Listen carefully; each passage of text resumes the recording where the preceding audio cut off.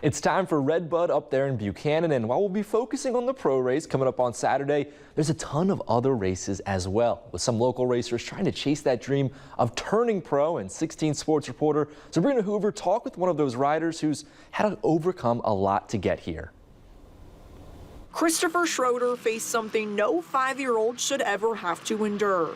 I started getting bruising all over, and my parents took me to the pediatrician, and she said that I needed to go to the hospital as quick as possible. He was diagnosed with acute lymphoblastic leukemia and underwent 3.5 years of chemotherapy and intensive treatment. My parents, they were for sure really scared. They didn't know what was going to happen. They didn't know if I was going to make it. He's shown incredible strength every step of the way. And now, after 12 years in remission, racing has become his outlet. I didn't dream that I would ever be to the point where I am now.